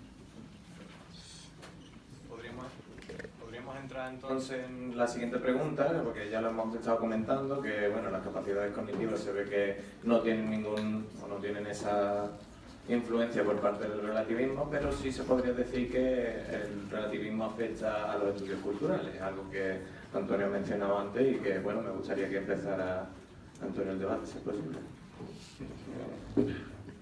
Yo, mi opinión sí, mi opinión un poco es que ese efecto está sobredimensionado. Hemos visto que no es tan importante, pero yo creo que sí que detrás de muchas propuestas en este sentido está esa idea del efecto de la lengua sobre la realidad y sobre todo la idea de que cambiando la lengua cambian la realidad. A ver, mi opinión personal, porque aquí sí ya creo que es opinable, lo de antes era básicamente ciencia, ¿no?, lo que hay y lo que demuestran los datos. Mi opinión es que probablemente es mucho más efectivo otro tipo de medidas para cambiar la sociedad y que entonces cuando la sociedad cambie la lengua reflejará ese cambio. O sea, hacerlo al revés, lo que se puede conseguir es muy sutil o muy poco en comparación con la efectividad de otras medidas. No sé, yo siempre pienso en, por ejemplo, la diferencia que hay entre la astronomía y la astrología. Es decir, es totalmente descabellado defender que las estrellas o los astros tienen un efecto sobre nosotros. Totalmente descabellado no. De hecho está la luna, por ejemplo, afectando a las mareas. Pero el efecto es tan pequeño que no tiene ningún sentido dedicarse a estudiar el horóscopo. Entonces, eso es un poco mi opinión.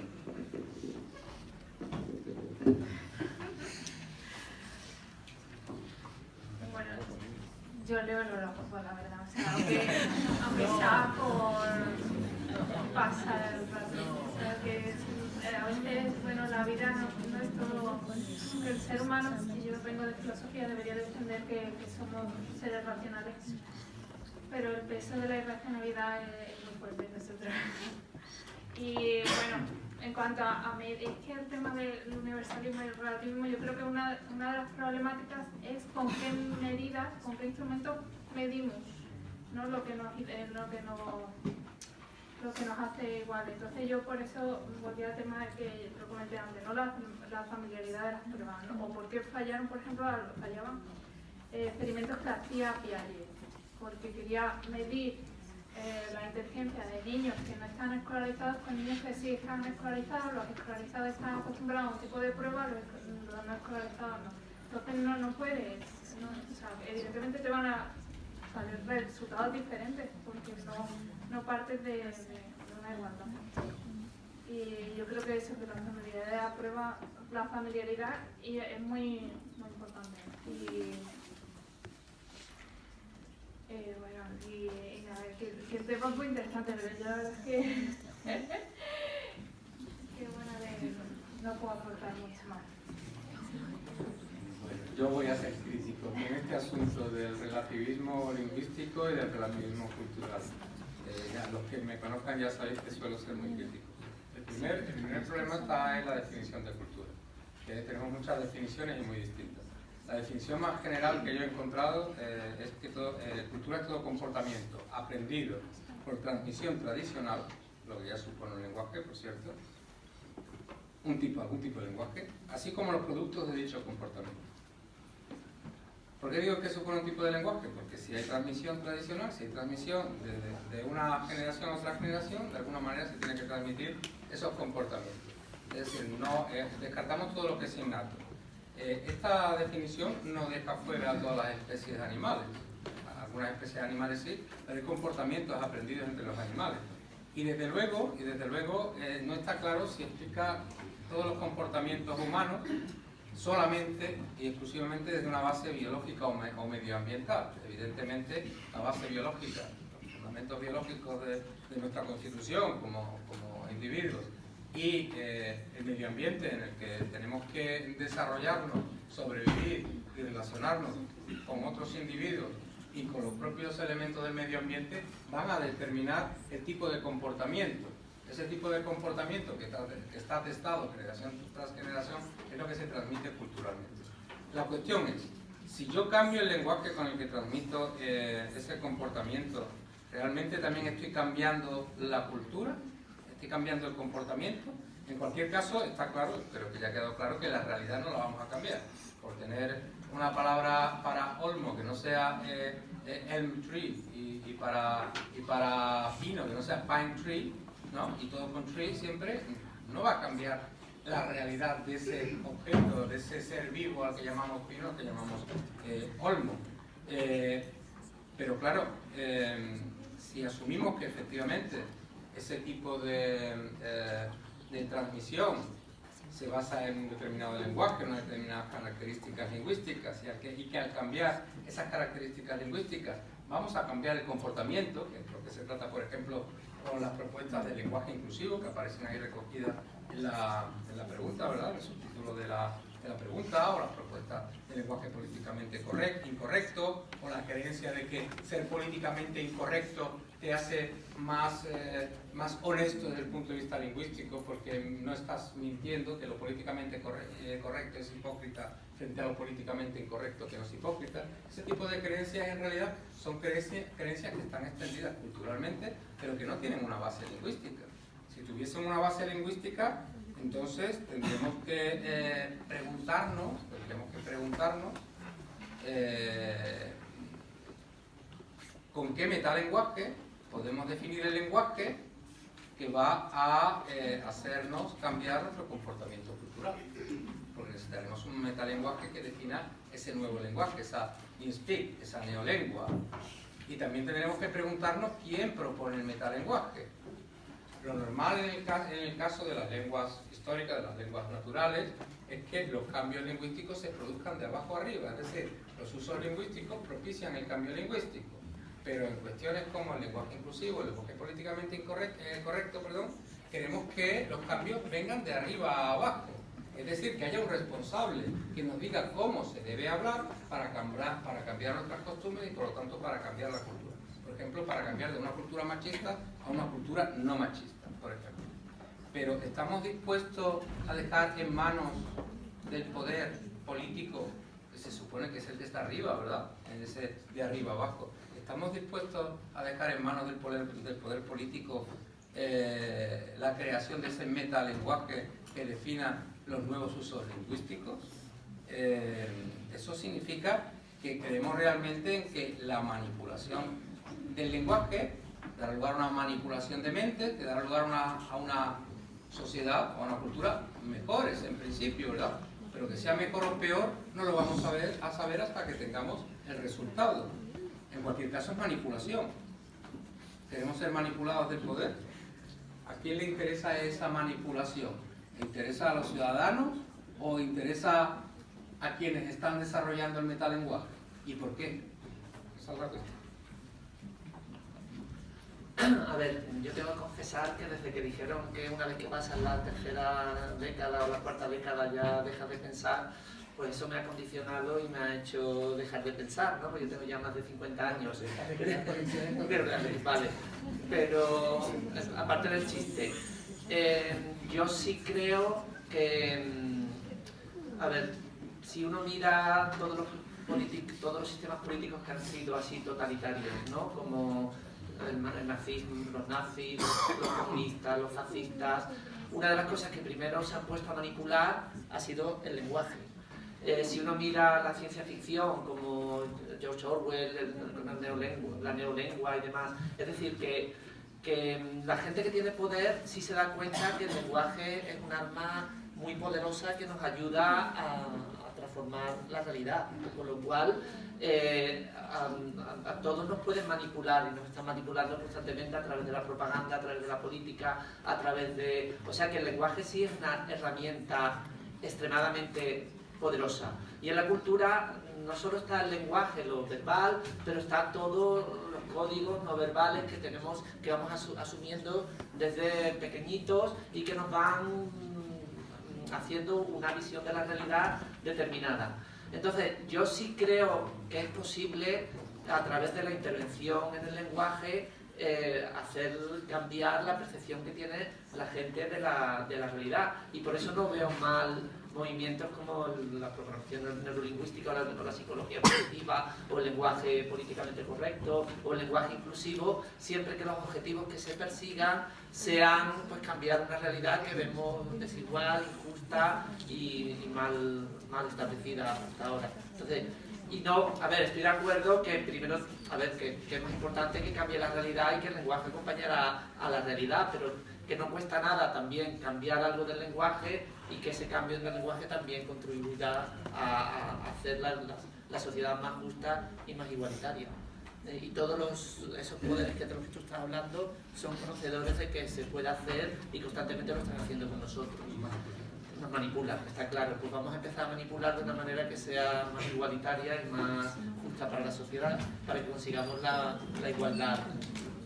Bueno, yo comparto contigo la idea de que efectivamente nos manipulan, pero realmente lo que están haciendo es mintiéndonos, ¿no? Nos utilizan palabras que no corresponden con la realidad para que nosotros simplemente pensemos en otra cosa.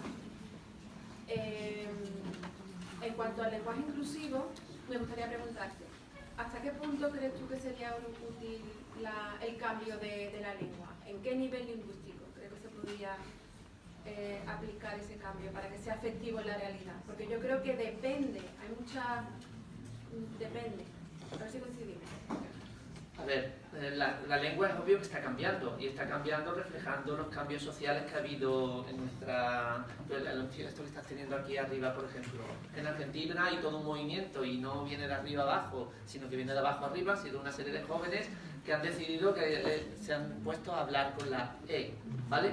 Si eso, a ver, eso no por sí no va a cambiar la realidad, pero sí te hace ser consciente de que hay una realidad que es mucho más rica que la que puede recoger el lenguaje, y que si hacemos algunos cambios al lenguaje podemos empezar a traer el lenguaje en una complejidad que hasta ahora no tenía. Entonces, yo sí pienso que si somos conscientes de lo que está detrás, de lo que se nos oculta y de lo que toda esa desigualdad que está ahí latente y que se ve expresada en el lenguaje, ya lo hemos discutido en nuestras discusiones privadas, ¿no? Si uno mira cuáles son las palabras, el concepto que tiene más sinónimos en las lenguas, por lo menos las más cercanas a nosotros, mira el inglés, mira el español, normalmente son temas que suelen ser los más reprimidos, pero al mismo tiempo los que más nos interesan, cuestiones de sexo, ¿no? Órgano genital masculino, órgano genital femenino, son las palabras con más sinónimos, solo superadas por la palabra relacionada con prostituta. En inglés, en 1991, este libro que os pasé, han recogido 2000 sinónimos para prostituta, frente a 900 para órgano sexual masculino y 800 para el femenino. Uno va al español y te encuentras miles de palabras de prostituta.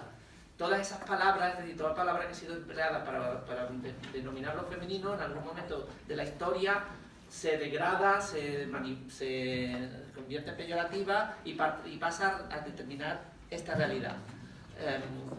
que tenemos esa visión tan negativa que tenemos de la sexualidad femenina. ¿Por qué se tiene esa visión tan negativa de la sexualidad femenina? Porque se quiere reprimir, simplemente. Nos venimos de una tradición judeocristiana que intenta reprimir ese tipo de manifestaciones. Entonces, ¿podemos hacer algo por cambiar eso? Bueno, pues tenemos que cambiar esa situación, esa represión que tenemos, pero también podemos operar a nivel lingüístico, intentar cambiar las palabras para darle prestigio a esas palabras que están tan denostadas. Pero Juan Pablo, tú mismo lo acabas de decir, las palabras cambian en el momento que se considera que una es peyorativa, con lo cual el proceso vuelve a empezar. Yo estoy segura de que si consiguiéramos, imaginaos que ahora mismo los jóvenes en Argentina deciden utilizar todes en lugar de todas o todos. Ya lo están haciendo, ¿de acuerdo? Y nacen niños pequeños que empiezan a adquirirlo de esa manera. Cuando esos niños sean mayores no serán conscientes de por qué se produjo el cambio. No serán conscientes, lo utilizarán de manera automática y cuando hablen no estarán pensando en que, ay, es que mi madre o es que mi tío, es que propuso este cambio que lo conseguimos para este fin. Podrá cambiar, pero no va a cambiar la realidad. Mi opinión es esa. Al menos en cuanto a la morfología, en cuanto a la estructura morfosintáctica de la lengua, nosotros no podemos manipularla, y si lo hacemos de una manera artificial como en este caso, que se puede hacer como un experimento, no conseguiría su fin porque nosotros automatizaríamos toda esa información y no seríamos conscientes de que estamos utilizando esa nueva forma con ese fin. Y eso pasaría a la siguiente generación. Quizás nosotros que hemos experimentado ese cambio, sí, como nos costaría trabajo cambiarlo, como estaríamos continuamente recordándolo, sí, pero la siguiente generación volvería a tener el mismo problema. Bueno, es más, o sea, yo creo que la sociedad española cambia en 40 años más que en 40 siglos prácticamente, mientras que la lengua ha permanecido prácticamente inalterada. O sea, ¿qué sentido realmente tiene toda esta discusión de tan nimia en definitiva? Porque los cambios han tenido lugar con independencia de la lengua. De hecho, basta comparar el mundo hace 40 años con lo que vemos ahora en esto de la inclusión y es abismal la diferencia, y la lengua es la misma que se hablaba hace 40 años prácticamente. Eso minimiza claramente el poder que la lengua tiene sobre esos cambios. Los cambios han sucedido por otras razones y la lengua ni siquiera le ha dado tiempo a reflejarlo en gran medida. Si el lenguaje políticamente correcto es una cuestión de cortesía, pues bueno, pues sí, pues vale. Pero eso es un poco lo que discutíamos antes, es decir, toda esta... En lugar de llamar, antes estábamos discutiendo, ¿no?, que en lugar de llamar autista a un autista hay que llamarlo neurodiverso. Bueno, vale, si es una cuestión de cortesía, porque el término se ha vuelto peyorativo, bien, pero negar qué es el autismo, cuáles son sus causas, que realmente es un déficit y un problema para la interacción social, eso no puedes negarlo. Entonces, yo creo que sí, que bueno, si se interpreta como un problema de cortesía lingüística, pues vale, pero esa mitificación de la capacidad transformadora de los cambios lingüísticos sobre la realidad social es eso, mitificación. Está muy bien en una novela como 1984, pero no en el mundo real. En 1984 se defiende que lo que no puedes decir no puedes pensarlo, lo cual nos vuelve otra vez al debate anterior y ya sabemos que es mentira.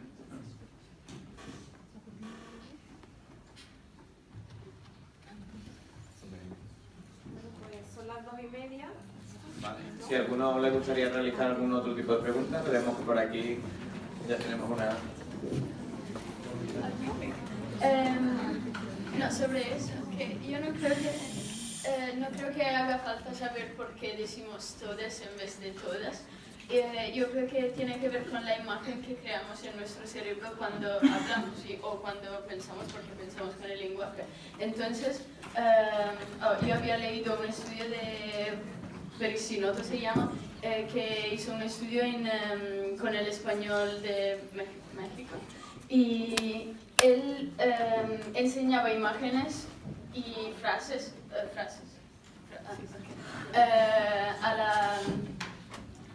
a las personas que tenían que decir si la imagen correspondía a la frase bastante rápidamente. Y cuando la frase tenía un masculino genérico, y en la imagen habían mujeres también, pasaba muchas veces que diciesen que no correspondía, aun si en realidad sí correspondía. Y por eso lo que yo opino es que puede pasar que haga un masculino genérico, por ejemplo, plaza de director en la escuela, y que las mujeres no se sientan incluidas y no se presenten para el coloquio para obtener esa posición.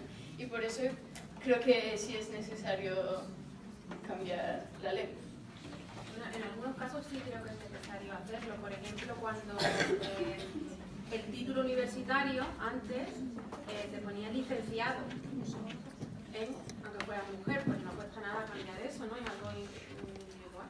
Pero el caso que tú has puesto de director escolar o algo así, realmente todo el mundo sabe que es una oferta pública, sí, pero que todo el mundo puede presentarse, es decir, el valor contextual te da mucha información. Entonces, cuando el contexto no te da esa información es cuando hay que especificar. Pero cuando necesitas... Perdón. No, es que yo creo que es inconsciente, porque todos sabemos que el masculino se puede utilizar también por el genérico, pero después cuando ves la imagen y ves que hay una mujer, dice, o que hay 3 mujeres y un hombre, dice, pues eso no es lo que estamos hablando. Yo también estoy de acuerdo, que también estoy de acuerdo con que se cambie, por ejemplo, lo de todes, porque la mujer se va a tener que sentir identificada cuando realmente están hablando para una figura masculina, ¿sabes? Entonces, pues yo creo que eso sí se podría...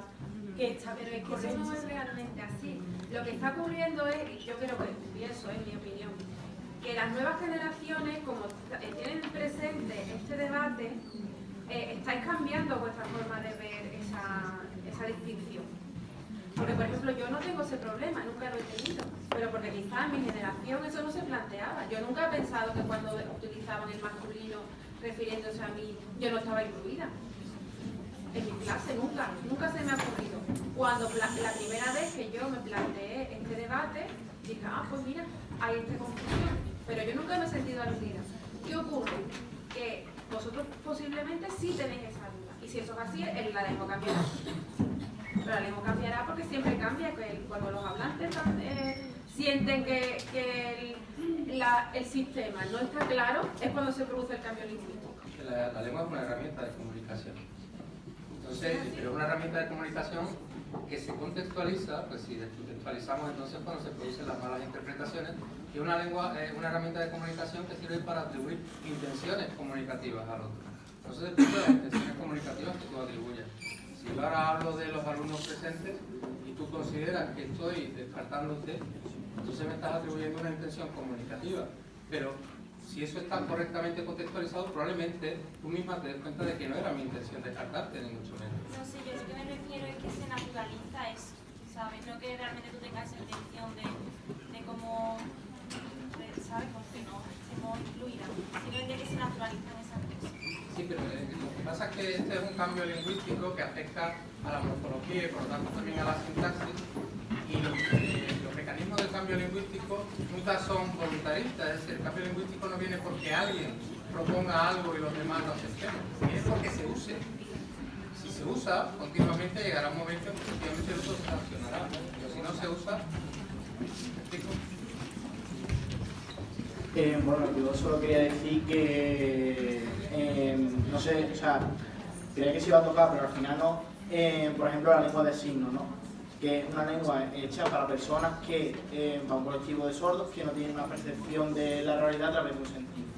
En esa lengua hay unos conceptos, unas cosas que a lo mejor cuesta muchísimo más identificar que, por ejemplo, a nosotros los oyentes. Por ejemplo, la lengua de signos es una lengua tan literal, hay conceptos abstractos que cuesta explicar, cuesta entender. Entonces, en ese caso, yo creo que la lengua, esa lengua se va cambiando continuamente y sigue cambiando. Los cambios de producción de esa lengua sí afectan a la realidad que viven ellos. por ejemplo, puede que no afecten a cómo ven los colores, ¿no? Que ellos distingan rojo y amarillo, pero que se identifiquen que, por ejemplo, en el rojo no es cruzar y el amarillo es ámbar, ten cuidado lo que sea. Bueno, creo que no me estoy explicando bien, pero vamos, que en definitiva, que yo creo que sí hay cierta influencia en el cambio del lenguaje y sobre todo en este tipo de casos como la lengua de signos, o sea, y en el colectivo de personas sordas. Bueno, yo con el tema del sexismo lingüístico es que a la hora de decir a alumnos y alumnas qué género ponemos antes y qué pasa así con el tema de la concordancia, no lo veo, no lo doy veo mejor el uso del genérico antes que todo y todas y todo eso, no lo veo mucho, ¿no? Pero incluso aunque efectivamente yo concuerdo contigo, pero incluso aunque tú lo vieses bien o lo vieses mal, quiero decir, no es cuestión de una opinión. ¿Tú qué usas? ¿Tú qué haces cuando estás hablando? Cuando estás hablando, ¿qué haces? Usas el genérico. Te tienes que imponer, acordarte de usar, por ejemplo, un nuevo genérico terminado en E, por ejemplo, ¿no? En mi pueblo se habla con la E desde hace ya muchos años, muchos siglos. Por ejemplo, pues te voy a pintar todo el AJR por 1.000 euros. Pero claro, son cambios que se han producido, que se produjeron en la Edad Media y que tienen que ver con la terminación en E del plural femenino en latín. Quiero decir, hay un mecanismo del cambio lingüístico y un mecanismo de la variación lingüística. Y ese mecanismo nunca es impuesto, nunca ha sido impuesto. Ahora estamos en un momento en el que queremos que la sociedad, ciertos elementos de la sociedad, por ejemplo, ciertos grupos, ciertas asociaciones, ciertos partidos políticos, incluso ciertas instituciones como la RAE, porque apelamos a que la RAE nos diga por fin cómo tenemos que hablar, nos digan cómo tenemos que hablar. Y eso no ha ocurrido nunca, jamás en la historia de la humanidad. Yo no sé si va a ocurrir ahora por primera vez. Eso no ha ocurrido nunca, ni en relación con la lengua española, ni en relación con ninguna otra lengua que yo sepa. Y cuando ha habido algún lenguaje, efectivamente, que se ha impuesto desde el punto de vista, por ejemplo, administrativo, ese lenguaje siempre ha sido minoritario.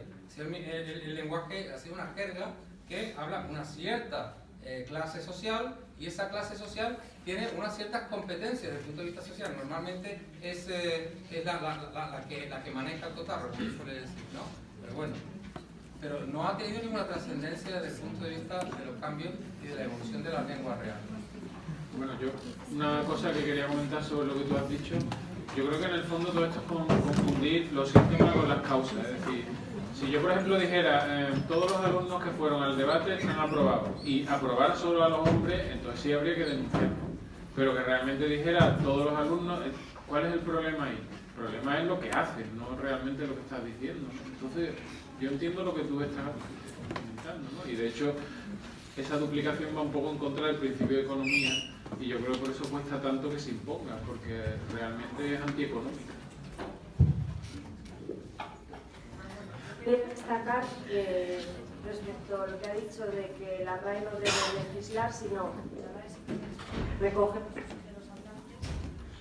y no determina que algo esté bien o mal, o porque una definición aparezca en la RAE no quiere decir que los que conforman la RAE compartan esa opinión, sino que simplemente recogen lo que los hablantes utilizan. Entonces, no veo ninguna pega, por así decirlo, en usar un masculino genérico, mientras que parte de ese colectivo al que se refiere lo vea como bien. Yo nunca me siento excluida porque me digan todos los alumnos deben hacer algo. Porque si siempre se ha utilizado y la gente no se siente discriminada, no sé por qué hay que cambiarlo.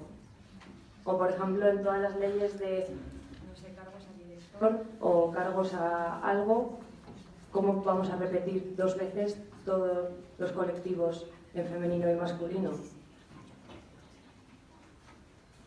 Bueno, eso también da lugar a la creatividad léxica, ¿no? Que se creen las palabras como miembros y cosas así. Y algunos chistes como el de cargo público y carga pública y cosas de este tipo. Pero bueno, aparte de eso, efectivamente, sí es que el tema está en el uso. ¿Cómo usan los hablantes la lengua? Eso es lo que tenemos que hacer los lingüistas. Describir y explicar cómo se usa la lengua y por qué se usa así. Y si hay nuevos usos, intentar explicar esos nuevos usos, claro que sí. Pero los lingüistas no estamos para decirle a la gente cómo tiene que hablar, eso desde luego que no. La Real Academia menos todavía. Pero lo que sí es cierto es que al tener un masculino que al mismo tiempo es genérico y específico, te lleva a ver una determinada realidad de una manera. A ver, yo puedo dar mi ejemplo particular, ¿no? Yo toda mi vida, además iba en principio a un colegio que era solo para varones, en aquella época había segregación mucho más que ahora, y a ver, nosotros los varones siempre estamos acostumbrados a que todo el mundo nos hable de masculino, ¿no? Y había un profesor de filosofía que éramos todos varones, pinchándonos, en una de las clases nos hizo la siguiente a la pizarra, la siguiente a la pizarra, la siguiente a la pizarra, la siguiente a la pizarra. Y yo tenía 16 años, cada vez era un profesor de filosofía. Cada vez estaba más enfadado con él, porque ¿qué hacía? ¿Cómo se atrevía a usar el femenino conmigo cuando nunca yo me había sentido identificado con ese femenino, ¿no? Cuando llegó al final de la clase, dijo, yo ya muy enfadado con él, nunca lo he llegado a perdonar desde entonces, lo que quería decir es la siguiente persona, ¿vale? Estaba jugando un poco así con el lenguaje. Yo comparo eso, por ejemplo, con mi sobrina, que nació en 1992. Mi sobrina se ha tenido que acostumbrar desde chiquitita, antes de que naciera, era el niño que iba a tener mi hermana, ¿vale? Cuando nació ya sabíamos que era una niña, pero la gente seguía hablando del niño, el niño, ¿vale?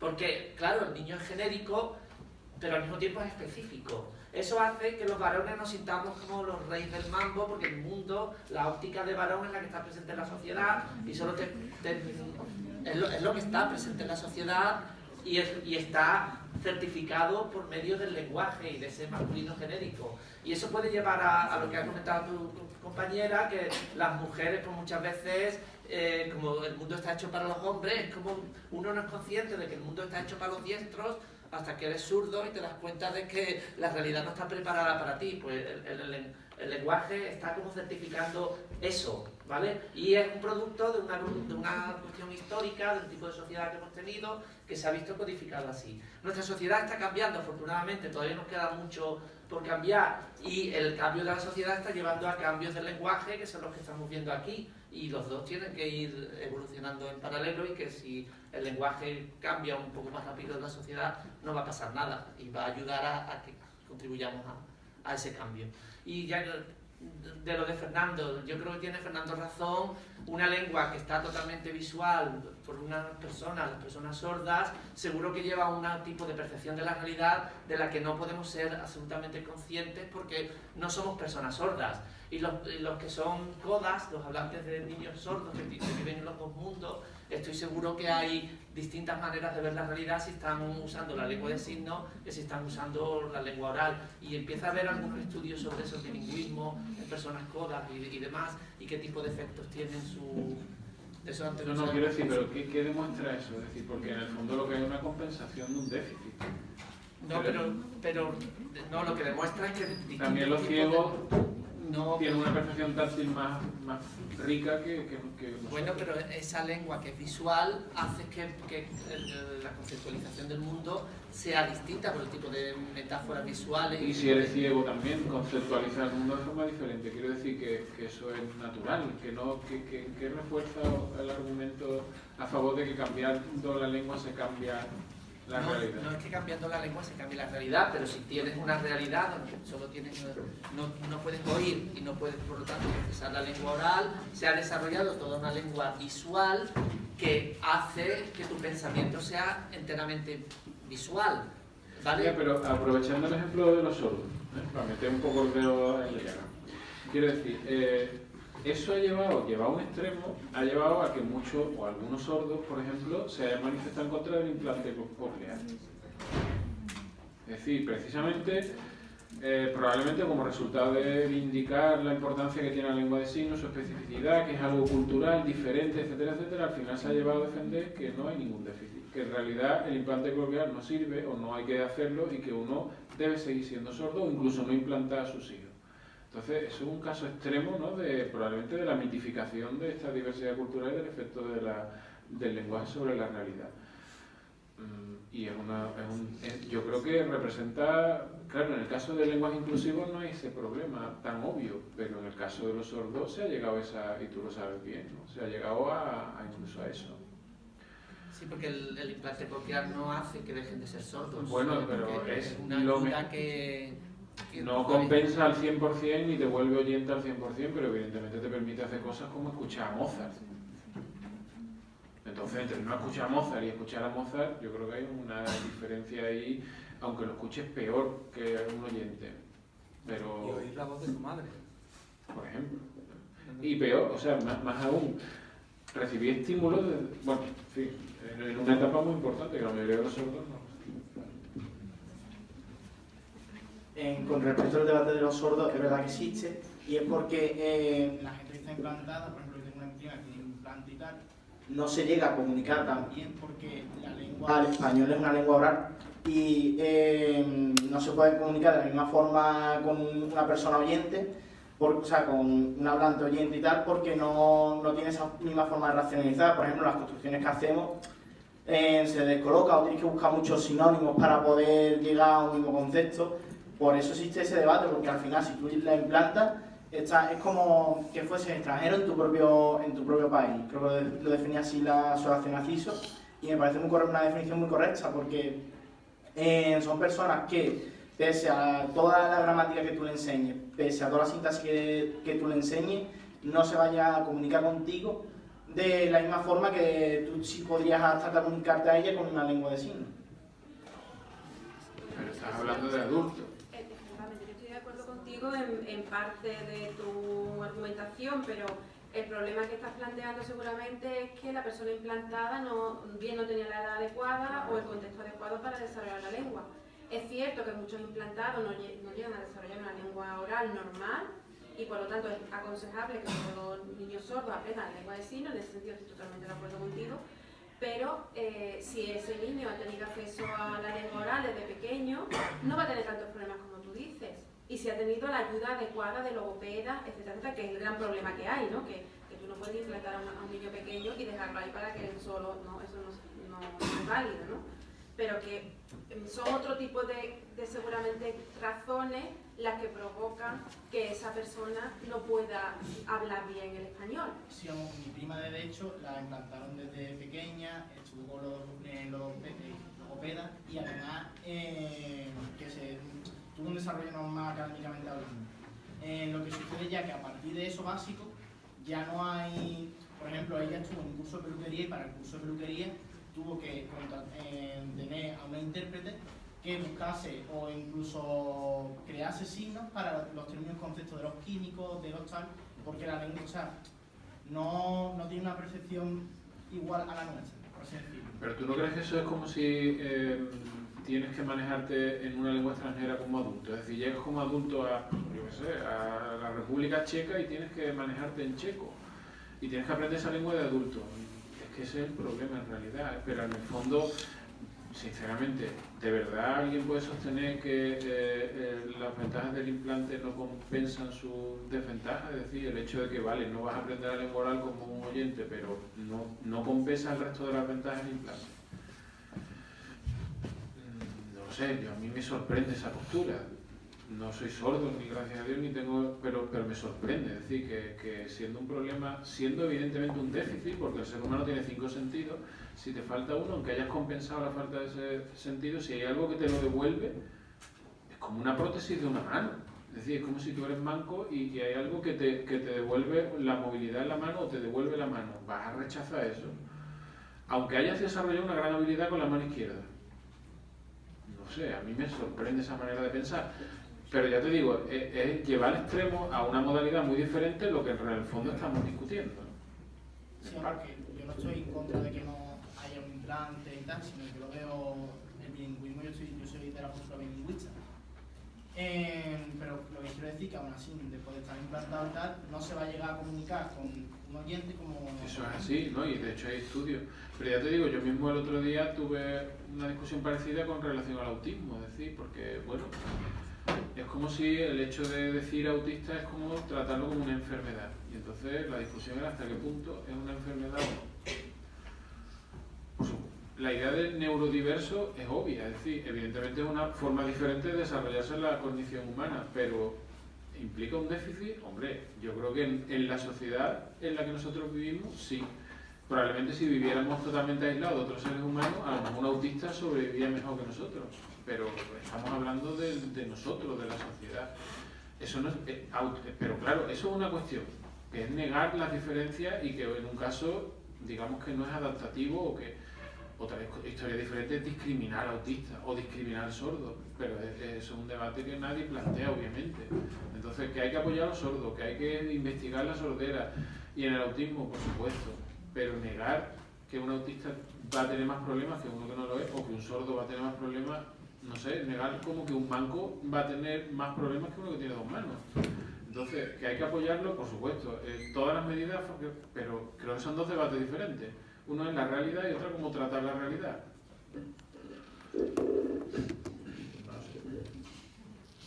Pues me gustaría entonces darle las gracias a los participantes de la mesa por parte de todo el mundo y bueno, llevar este debate un poco ya a su finalidad, ¿no? Que hay que comer.